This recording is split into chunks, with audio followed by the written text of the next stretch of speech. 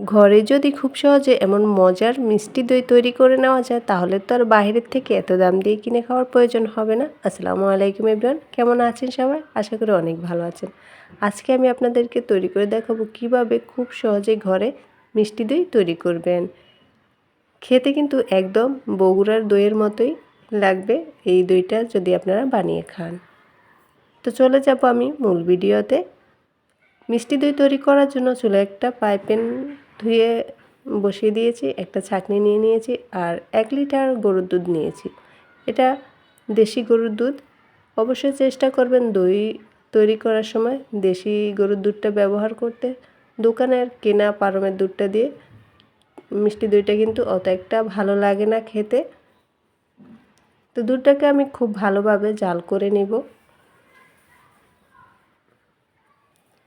এই দুধটা যত ভালোভাবে জাল করবেন, যত বেশি সর পড়বে, ততই কিন্তু এই দইটা খেতে বেশি ভালো লাগবে। তো এইভাবে আমি অনবরত জাল দিয়ে নিব দুধটাকে।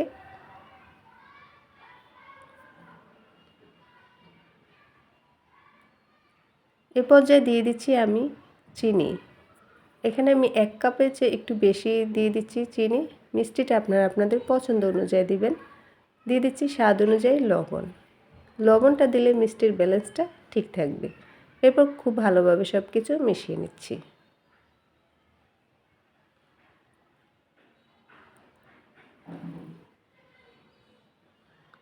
খুব ভালোভাবে চিনিটা মিশিয়ে নেওয়া হয়ে গেছে। এভাবেই আরও কিছুক্ষণ আমি দুধটাকে ভালোভাবে জাল করে নেব।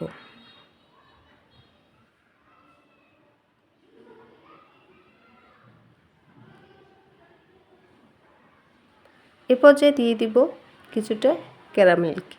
আমি অফ ক্যামেরায় এই ক্যারামেলটা তৈরি করে নিয়েছি। এবার এই ক্যারামেলটা দুধের সঙ্গে দিয়ে খুব ভালোভাবে মিশিয়ে নিব। ক্যারামেলটা দুধের সঙ্গে দিলে একদম বগুড়া দইয়ের মতো একটা সুন্দর কালার আসবে আর খুব সুন্দর একটা ফ্লেভারও আসবে। খুব ভালোভাবে আবারও মিশিয়ে নেওয়া হয়ে গেছে।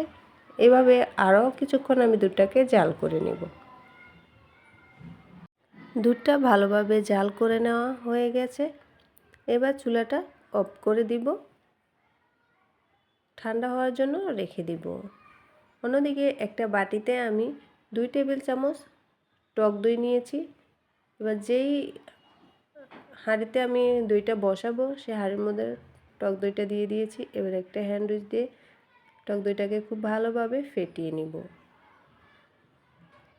টক দইটা যত ভালোভাবে ফেটিয়ে নেওয়া হবে দইটা কিন্তু খুব সুন্দর হবে।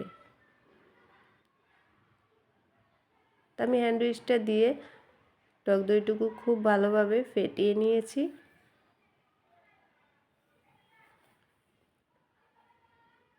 এবার দুধের উপরের এই সরটাকে আমি আলাদা করে তুলে নিব।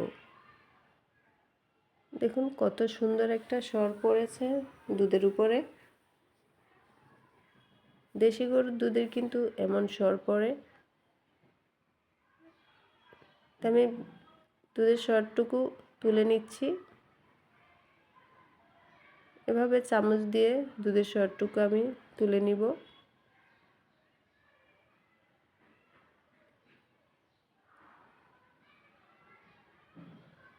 সবটুকু দুধের সর আমি তুলে নিয়েছি বাটির মধ্যে। এবার একটু হাত দিয়ে দেখিয়ে দিচ্ছি দুধটা কতটা ঠান্ডা হয়েছে।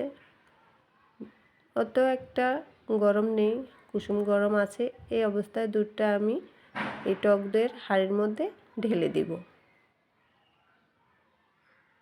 এবার ওই হ্যান্ড উইচটা দিয়েই খুব ভালোভাবে মিশিয়ে নিব। খুব ভালোভাবে মিশানো হয়ে গেছে। এবার এই যে দুধের উপরে যে ফেনাটুক পড়েছে ওই ফেনাটুক আমি ফেলে দিব।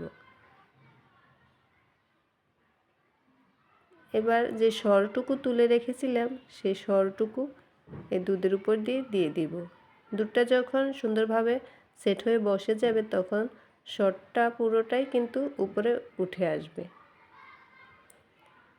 এরপর একটা প্লেট দিয়ে ঢাকা দিয়ে রেখে দিব। আমি সারা রাত্রের জন্য ঢেকে রেখে দিচ্ছি।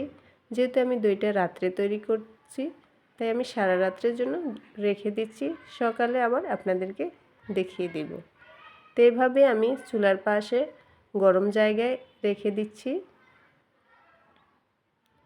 সারা রাত রেখে দেওয়ার পর এবার দেখব দইটা কেমন হয়েছে, আপনারা দেখুন।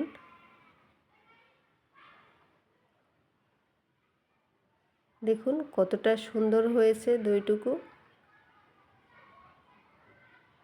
কত সুন্দরভাবে সেট হয়ে বসেছে।